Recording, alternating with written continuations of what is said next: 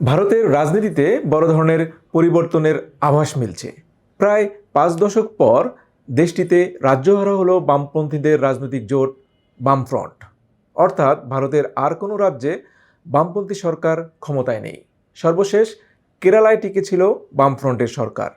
এবারের নির্বাচনে সেখানেও ক্ষমতা হারিয়েছে তারা। বামপন্থার রাজনীতিতে কেরালা এবং কেরালার ইতিহাস খুবই গুরুত্বপূর্ণ। কারণ 1957 সালে এই কেরালাতেই বিশ্বের প্রথম গণতান্ত্রিকভাবে নির্বাচিত কমিউনিস্ট সরকার গঠিত হয়েছিল। এরপর থেকে সর্বশেষ 2026 সালের এপ্রিলের নির্বাচনের আগ পর্যন্ত কেরালায় পাল্টাপাল্টি ক্ষমতা ভাগাভাগি হয়েছে বামফ্রন্ট এবং কংগ্রেসের মধ্যে। অর্থাৎ একবার বামফ্রন্ট তো পরের বার কংগ্রেস জোট। 2016 সাল থেকে তো টানা 10 বছর কেরালার ক্ষমতায় ছিল বামফ্রন্ট। টানা 2 দফা কোনো দল বা জোটের ক্ষমতায় থাকার নজির এর আগে কেরালায় ছিল না। কিন্তু সবই এখন অতীত।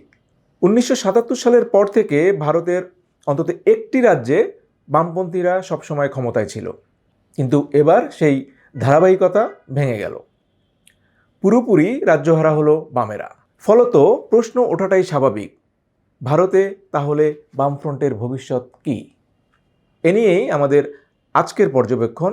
সঙ্গে আছি পলাশ মাহবুব। ভারতের 3টি রাজ্যকে বামপন্থী রাজনীতির ঘাঁটি হিসেবে ধরা হতো: কেরালা, পশ্চিমবঙ্গ এবং ত্রিপুরা।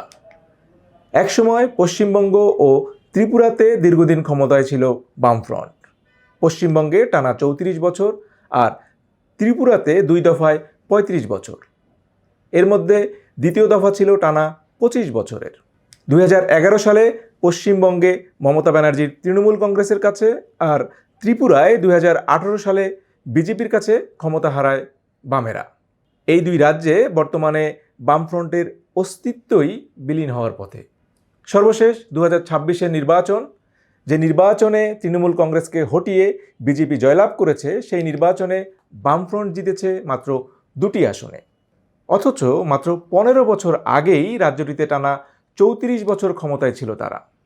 প্রায় একই অবস্থা ত্রিপুরাতেও। ফলে পশ্চিমবঙ্গ এবং ত্রিপুরায় বামেদের হারানো রাজ্য ফিরে পাওয়ার সম্ভাবনা অদূর ভবিষ্যতে খুব একটা দেখা যাচ্ছে না, যদি না অবিশ্বাস্য কিছু ঘটে। একমাত্র সম্ভাবনা আছে কেরালায়। কেরালার সম্ভাবনার পেছনে আছে 2টি কারণ। প্রথমত, সেখানে বামপন্থী রাজনীতি এখনও কিছুটা অবশিষ্ট আছে। আর কেরালায় বামফ্রন্টের সরাসরি প্রতিদ্বন্দ্বিতা কংগ্রেসের সাথে।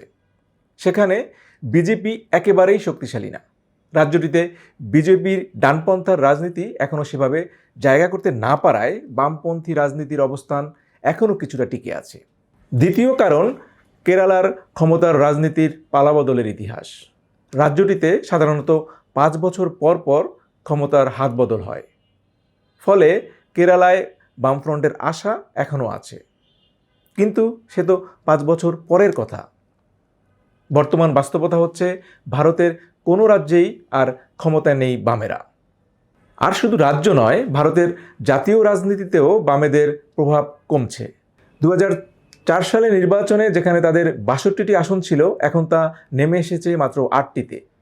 ফলে প্রশ্ন উঠছে, ভারতে বামপন্থার রাজনীতির শেষের শুরুটা কি হয়ে গেল, নাকি আবারও ঘুরে দাঁড়ানো সম্ভব?